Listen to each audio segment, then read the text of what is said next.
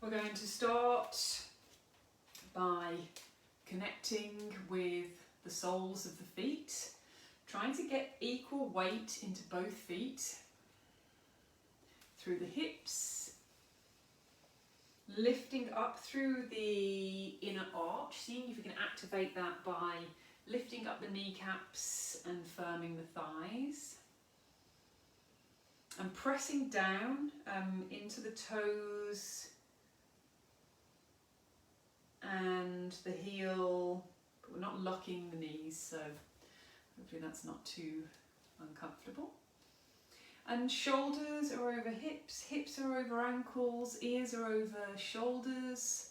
And it's good to look in a mirror, to look at posture. So maybe just kind of tilt your pelvis a few times backwards and forwards so that you notice when you're tucking the pelvis under, so the pubic bone is drawn up towards the navel, or you're sticking the bum out. And you're really overarching through the spine. So we want a neutral pelvis, so you can play with that. And we want the feet hip width apart. So the hips start here, we're not talking about here, we're talking about here. So you can place your hands on the body and you can see if your feet are below. Okay, who thought that, you know, just standing would be so complicated? Okay. Alright, so we're going to start and we're going to try and do this as slowly as we can. So very nice, if you're doing it inside to start with, still have no socks on, so take your socks off, no shoes, and we want to be able to feel the feet. So feeling the feet as we stand here in Tadasana, in our standing pose. Chin is slightly dropped towards the chest so that we can find length through the back of the neck.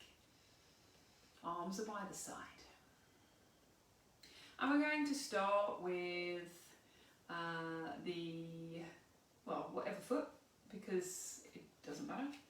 And we're going to pick it up and we're going to start by placing the heel down, and then we start to place the sole of the foot, and we try not to collapse into the inside of the foot. We want the inside of the foot, the inner arch, we want that lifted. So if you don't have an inner arch, then this is a really good practice and may feel uncomfortable to you for some time as we start to build the muscles in the foot. So we try and bring the weight slightly to the outside of the bottom of the foot, to the ball of the foot, and then the toes, and we push off with the toes. We push off with the toes and the ball. And as we start to do that, we're placing the next foot down, heel, sole, so a bit to the outside of the foot, the ball and the toes, heel, sole, balls, toes, heel, sole, ball, toes. And so this to me, when I'm kind of all up in my head and I'm anxious and I'm thinking of a million things, it will show in how I walk, and I will be 100 miles an hour. And so maybe you're the same. Maybe the heels of your feet don't even touch the floor. Maybe you're like walking on the balls of your feet. Maybe you kind of collapse through the inner arch. So this is really going to bring awareness. And when I first started to do this, my legs hurt, my knees hurt, because I was changing a pattern that I'd created for however long it was, 30 odd years.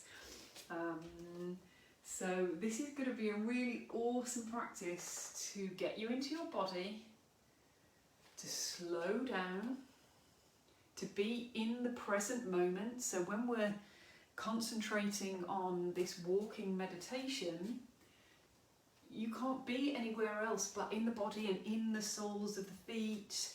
So I want you to try, as I say, bring your awareness to this practice every time you walk, and just bring your awareness. How am I walking? Don't judge it, just notice how you do walk. Do you walk on the outside of your foot? So we're not talking about coming onto the edge, we're talking about the sole. So if you were to get your foot into some paint, that would be interesting, and also looking at the soles of your shoes to see kind of where you rub. So that is today's practice.